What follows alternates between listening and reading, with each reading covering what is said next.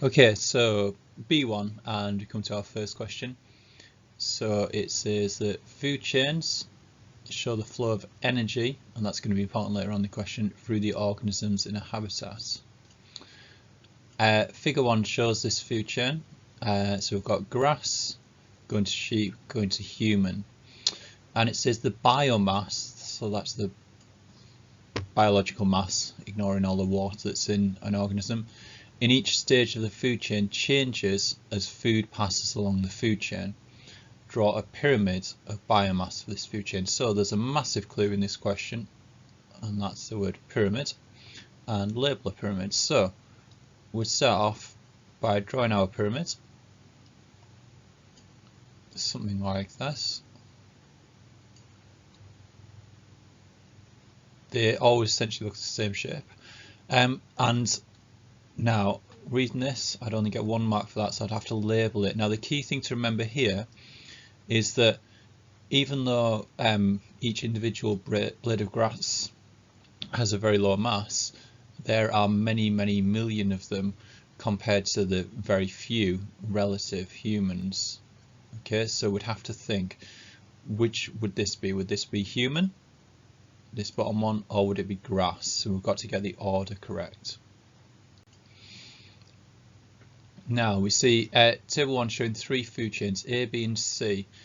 So we've got A, B, C, and it says in which food chain, A, B or C, will the greatest proportion of biomass and energy of the plants be passed to humans. So we're looking for essentially the most efficient food chain, and if we look at that, we've got to see the one that's going to lose the least energy. So have a look, this A has got 3 steps, essentially 3 trophic levels. B has got 5, so 3, 5, and C has got 2. Now, as a vegetarian, I know that the most efficient way is to eat plants directly, okay, because less energy is lost. So I'd choose one that corresponds with that. Part 2, give reasons why the food chain that you chose in B part 1, so the food chain that I chose in B part 1, passes on the greatest proportion of biomass and energy to humans. So I'd want to think about a few things in this. First thing, as we mentioned before, is making sure that we mention the number of stages. So we make a comparative comment, so greater or fewer, in this case, fewer stages. Next thing, we've got to think, why is most of this, why is a lot of energy, in fact about 90% of the energy that, say, the plants have, why is that not available further on the food chain? And we've got to think of a couple of things, okay? So respiration is one of those things. If an animal, during an animal's lifetime, or a plant's lifetime, it respires, and when it respires, it uses energy. For us, a lot of our respiration produces heat energy, thermal energy, and that energy isn't available to someone that eats me. If someone eats me, they won't have all that thermal energy that I've produced in my lifetime, so a lot of it is lost through respiration. And then the other thing we've got to think of, like something physical, so this would be the energy lost, and then we try and think about where mass might be lost, and we can think every day where mass might be lost, and if you're a regular person, you might be able to link that to something you do every day, and we try and use a particular term for that, like excretion or waste products of like feces. Now, question 2 is our 6-mark question, so that means we're going to be assessed on our good English and using specialist terms. So it says animal and plants have features, adaptations, that allow them to survive in the conditions in which they normally live. Okay, so we're going to be talking about adaptations. That's probably going to be our keyword. Describe, so that's our command word, how animals and plants are adapted to survive in dry conditions such as deserts. Now this is going to be really important. So as much as we'd like to, we can't write about something like a polar bear. For each adaptation that you give, describe how the adaptation helps the animal or plant to survive in dry conditions. Okay, so to obtain full marks, you should refer to both animals and plants. So we'll have a think first. The first thing I do with these 6 mark questions is plan it, and I think, right, what plants do I know firstly that survive in dry conditions? And I think the obvious answer would be the cactus. And then I'd have a think of some of those things that help. So instead of leaves, it has spines, and we'd have to try and explain that. It can store water, and again we can try and explain that. And it's got what we'd call an extensive root system, so a large root system. And again, we'd try and explain that. So one of the key things is we've got to be able to describe how it helps. Thing is, to get top marks, I need to refer to animals as well as plants. So what animals do I know that live in dry conditions? Well, I might go for something like the camel with its particular adaptations. So again, it can store water in its stomach, not actually in its hump.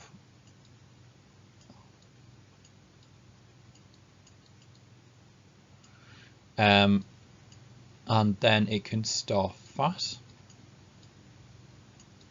That's in its hump.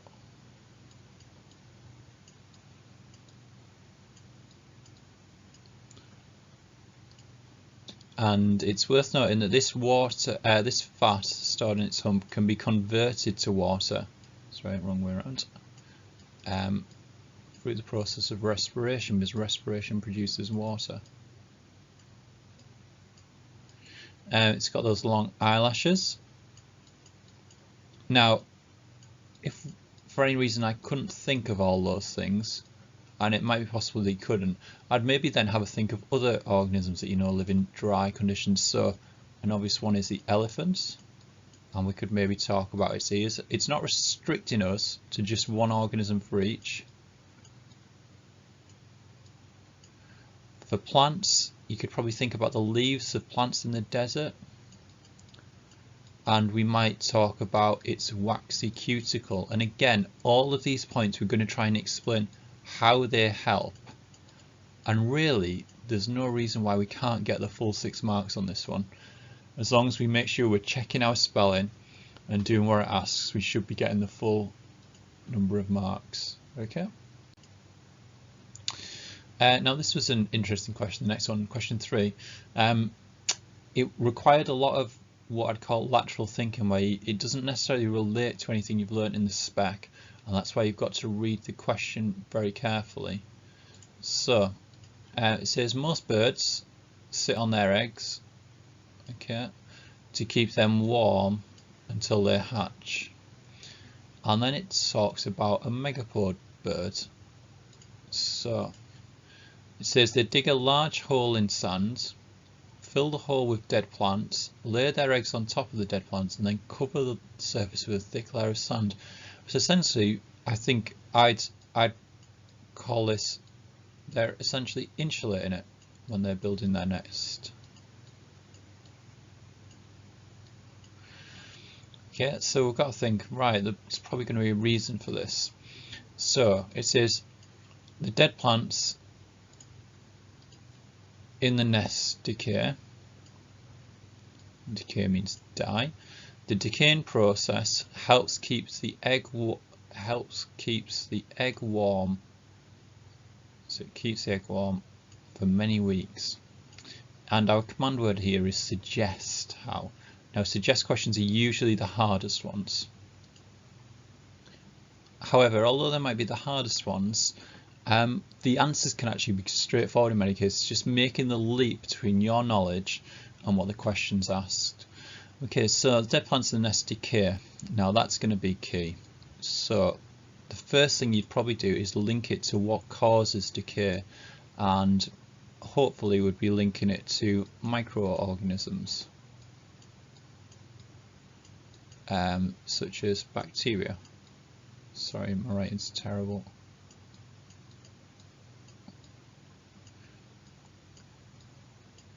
And then we'd be thinking about what those microorganisms do. So as they use the dead plants, they respire.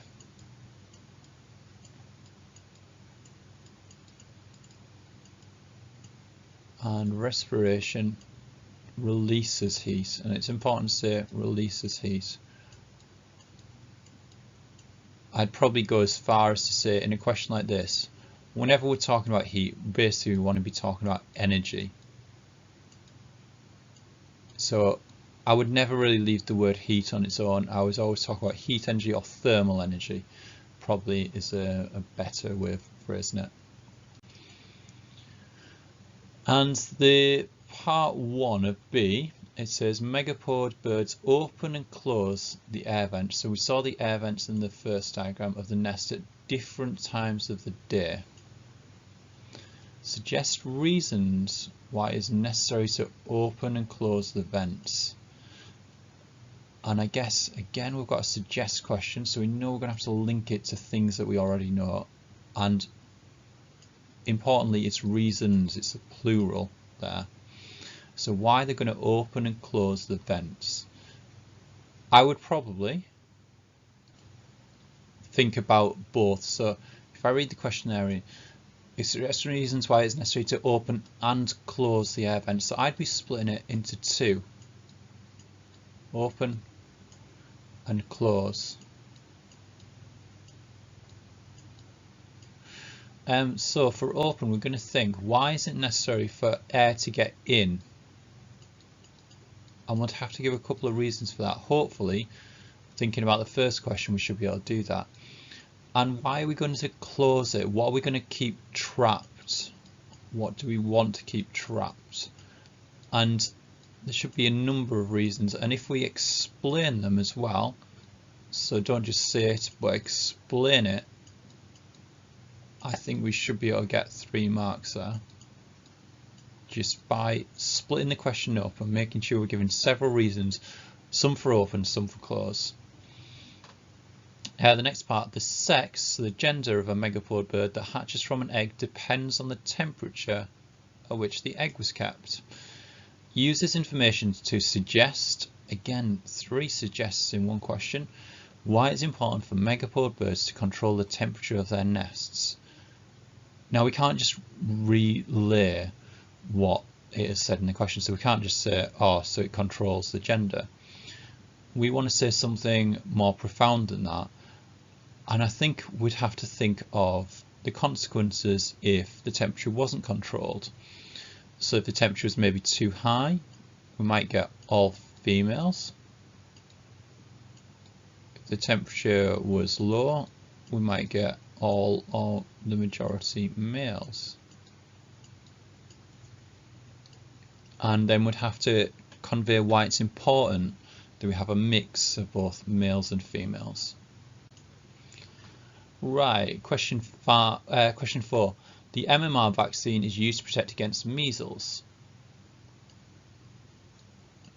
Apart from measles, which 2 other diseases does the MMR vaccine protect against? So it's an acronym, so we can cross out the M, and we've got to have one disease beginning with M and another disease beginning with R.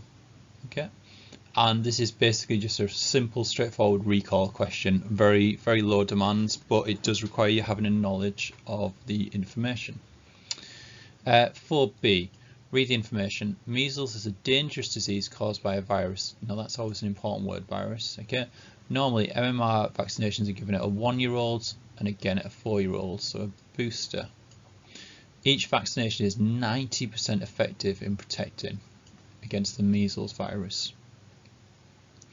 In April 2013, there were 630 cases of measles in children aged 4 and over in a small area of the UK. I remember this happening. Of these cases, 504 children had not been vaccinated against MMR, at all, and only a few had been given the second vaccination. So the majority of these cases are happening in children that haven't had the vaccination or haven't had the full course of vaccination. So 4B part 1 says calculate the percentage of the children who caught measles in April 2013 who had not been vaccinated against MMR. So we've got our two values here, 504 and 630. It's a percentage, so we're always going to have times 100, and we always write whatever our total is along the bottom. So we've got to work out, is 630 our total or 504 total? And then the thing we're investigating, the thing we want to find out, we put on the top. And because it's a percentage, we're always going to give our answer in percentage terms like that. 4B part 2, suggest one advantage to the population as a whole of children having the second MMR vaccine. Okay, so we're on about not just individuals, we're on about the population as a whole. So it's not just about one child not catching the disease. We have got to talk about the population, and I would be referring to that, and I'd be referring to the spread of the disease in an answer. Okay, because spread means we're talking about a population, a large number of people. 4C part 1, what does a vaccine contain? Now, our keyword here is pathogens, and pathogens means a disease-causing microorganism. Thing is, vaccines don't just contain the pathogen, otherwise you would be giving someone the disease, which wouldn't be a good protection. So we'd have to say what happens to the pathogen. You couldn't just say something like dead disease, because that would be too simplistic. So we'd never use a word like a disease, because a disease refers to the microorganism, the symptoms, etc. We'd talk about the word pathogen. 4C part 2, explain how a vaccination prevents infection. Okay, so in this question we're going to have to explain some probably quite difficult science. So I think we definitely have to talk about a couple of key things, and those key things are white blood cells and antibodies. So when you initially get vaccinated, white blood cells produce antibodies, which then kill the pathogen if it's there fully. It's probably going to be a weakened version. Now, that doesn't tell you how they prevent infection. That's just a simple response to the first time it encounters the pathogen.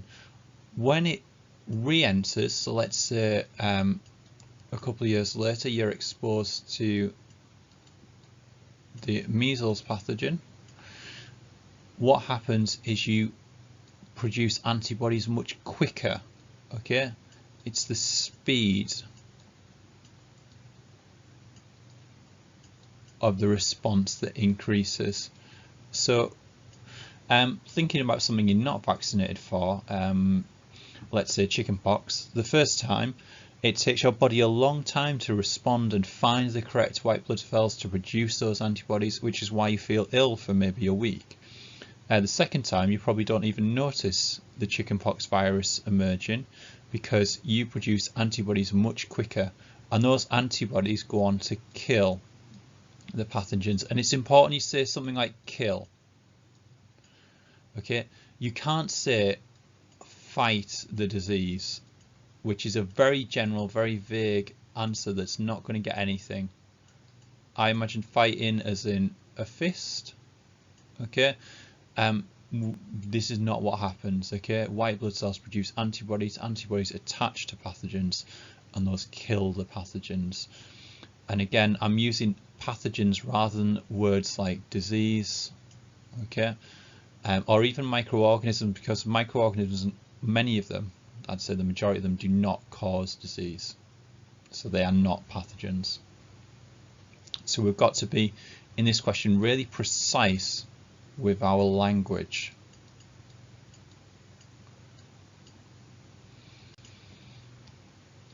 Next, antibiotics can only be used to treat some infections.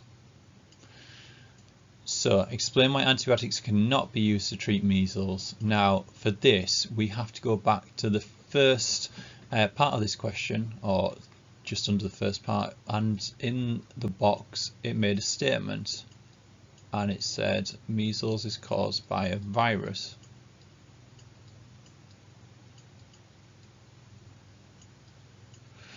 And that's our route in. So explain why antibiotics cannot be used to treat measles. So the first thing we'd say is measles is a virus. And antibiotics, the bio means living. So antibiotics only work on living things, in this case bacteria and fungi. So second thing we say is because the antibiotics cannot act inside the cells, and that's where viruses go. So a virus, if I draw one, a virus will go inside a cell. It needs to go inside to reproduce.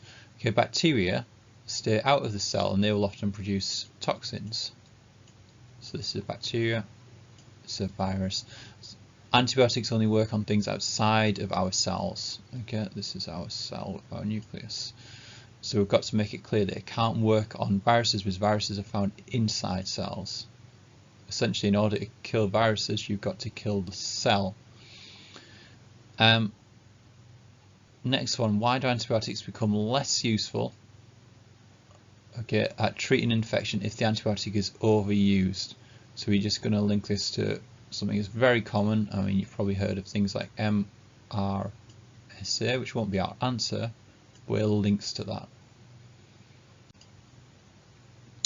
So question 5, we've got a figure diagram showing how a nerve impulse passing along a relay neuron, so we've got a relay neuron here, causes an impulse to be sent along another type of nerve neuron, another type of neuron, neuron X. Okay, so got here, all right. Now this does actually provide quite a lot of information. So it shows us the gap between the two neurons is called the synapse. It shows a chemical being released, okay, and it tells us that this is a relay neuron. Okay, so what type of neuron is neuron X?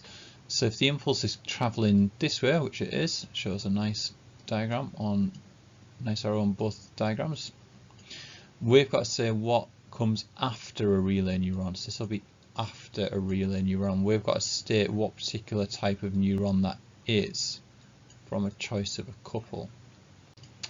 I've got this figure again to show you, and 5b says describe, so that's our command word, how information passes from the relay neuron to neuron X. Use figure 3 to help you, and that's an important point. If it says that, there's going to be information in the question. Now, because this is GCSE and it's B1, our explanation is going to be pretty simplistic. Okay, so you can see here and here there's a difference, okay, from one stage to the next. So we're going to talk about the chemicals being released from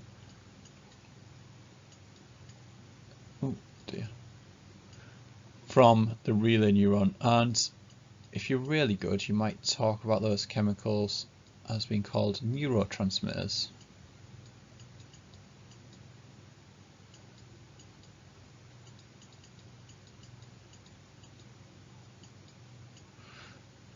Second thing you might say is that they then move across, it looks like they're moving across this synapse gap.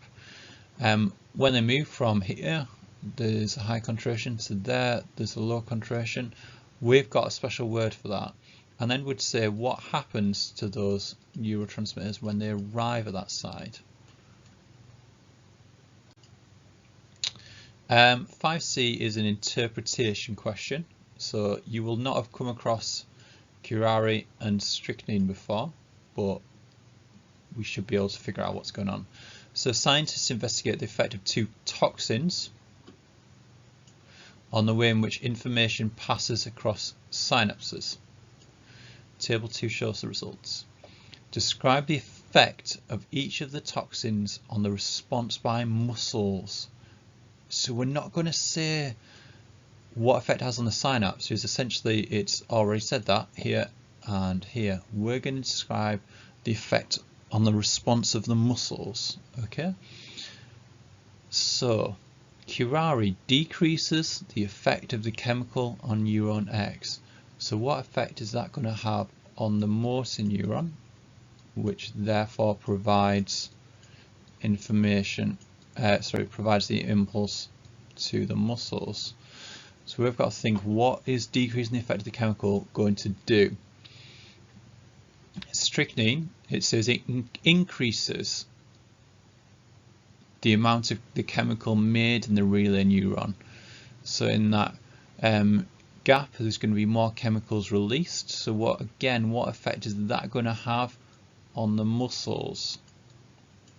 So if you imagine there might be more impulses,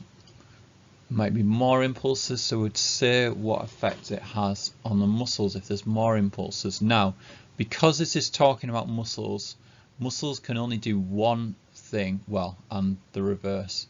So we have got to talk about it, and we always talk about muscles in this term, contraction, and the opposite would be relax. Okay, so it can either be contracted or relaxed. Okay, it cannot do anything else, and we've got to talk about it in those terms. So would the contraction increase, decrease, stay the same? So we move on to question 6, and it's talking about drugs. 6.8 says the drug thalidomide was originally developed in the 1950s, and it says what was the drug thalidomide originally developed to treat? Now that's the key word there, because thalidomide was used to treat 2 things. The first of which was what it was originally used to treat. The second of which was probably its more common. It's probably what it's more commonly known for. So we've got to say what it's originally developed to treat. And again, you know, these 1-mark questions, it's simple recall, but you've got to know your stuff. 6.8 part 2. Soon after it was developed, thalidomide was found to be used in treating and found to be useful in treating another condition. What was this condition? Now this is the more famous one, and this was morning sickness in pregnant women. Pregnant women feel sick on a morning, and thalidomide was found to be effective at treating that. Thing is, if you know the story, you'll also know that it had harmful effects, and we've got to be specific about harmful effects. Okay. It caused deformities, okay, in babies, but we've got to be specific about which part of the body, because just saying deformities, well, a lot of things cause deformities, but we've got to be pretty particular. So we're going to say the parts of the body that the deformities occurred in. We're not just going to leave it at that. Then it says 6.8 part 4 suggests why this harmful effect had not been detected during clinical drug trials on thalidomide. And we've got to think, if it was originally developed for something else, would they have tested pregnant women with the drug? It doesn't seem likely if it was originally developed for something else, because it wasn't developed for morning sickness in pregnant women, so they probably didn't do any tests on actually who it ended up being targeted at, pregnant women. Next one, it says using a recreational drug may cause a person to become dependent on the drug. What happens in the body to make someone dependent on the drug? And we just need to say something simple. We know that it's called addiction, but addiction wouldn't be enough. We've got to talk about what happens in the body. So essentially this links to synapses, and it affects chemicals at synapses.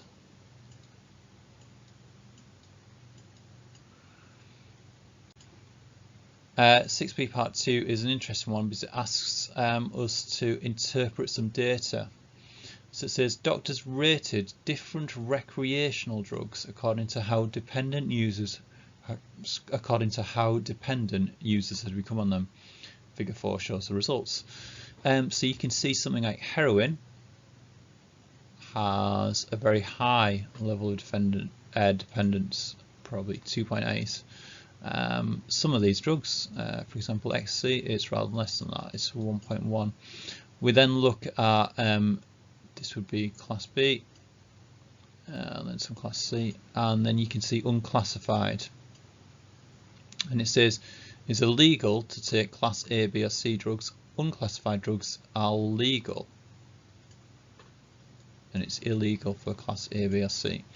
Some people think that some legal drugs should be made illegal. What evidence is there in figure 4 to support this view? Now, the key thing here is we make a comparison. So I'd probably choose nicotine, which seems the most harmful, well, the most dependent of the legal drugs. And we might say that some legal drugs are just as produce increased dependence as much as many illegal drugs. So I'd make a general comment first, and just like in the ICES, to get our second mark, I'd make a more specific comment. So I'd choose a pair.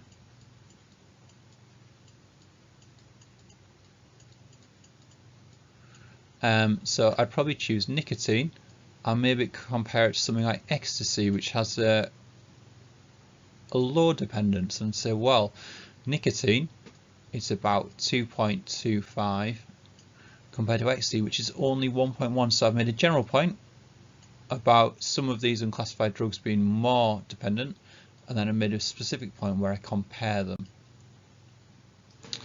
So next, 6b part 3 suggests one other piece of information about legal drugs that would need to be, so we need legal drugs that would need to be considered before the classification of these drugs was changed. So if you think about what we had before, we just had essentially how dependent people become, their addictive nature. But there is more to drugs than that. One of the reasons why, for example, caffeine isn't an illegal drug, okay, is because even though it's addictive, it's not very harmful. So I think we'd have to think about how harmful the drug is. And question 7, moving into the last couple of questions now. We've got an ancestor of elephants and a modern African elephant. And this one, Fiomaya, lived about 35 million years ago. So got a diagram.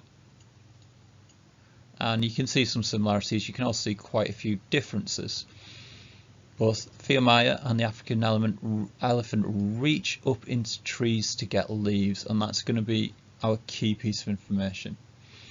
In the 1800s, Darwin and Lamarck had different theories about how the long nose of Fiomaya evolved into the trunk. So how this developed into this. Use Darwin's theory of natural selection to explain. So we've got natural selection to explain how the elephant's trunk evolved. With these questions, if it says natural selection and it's 4 marks, we're always essentially going to say the same thing.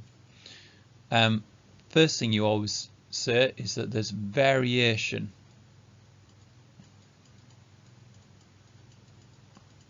in population.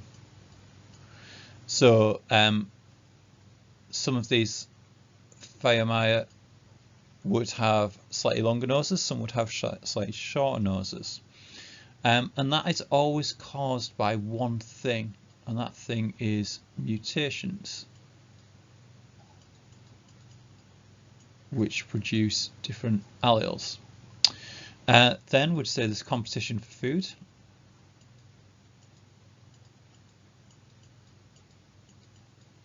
And those ones with the longer noses are more likely to eat, and then they can survive. And if they survive, they can do what the purpose of every living thing is, which is to breed and pass on genes.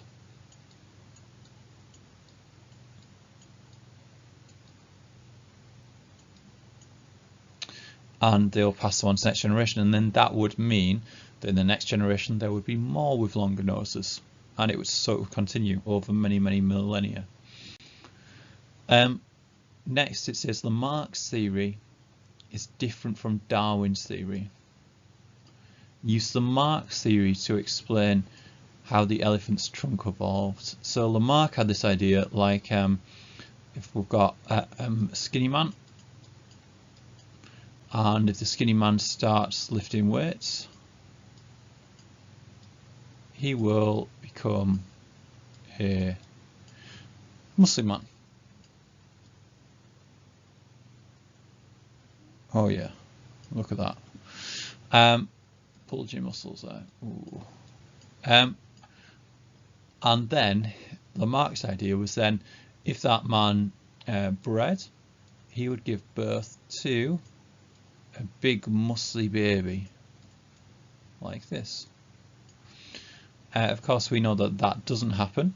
Okay, we know it's passed on through the genes.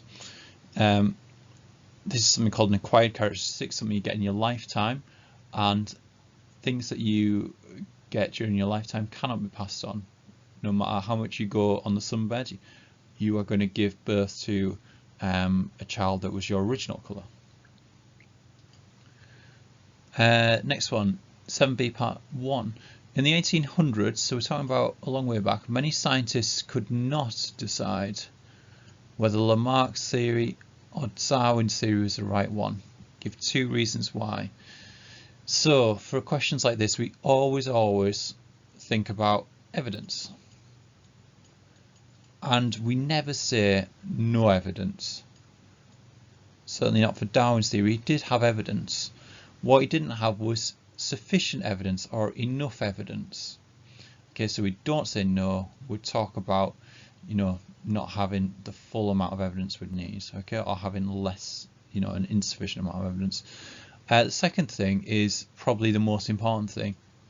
Genes and DNA were not discovered until many years later, initially in Mendel's work, and then DNA was discovered in the 1950s. That's about 100 years after Darwin had originally come up with his theory. So if we don't know about genes or DNA, it's very hard to explain natural selection. And final part of this question, before the 1800s, many people had a different idea to explain where all living things on Earth came from. So it's a different idea to explain where all living things on Earth came from. What idea was this?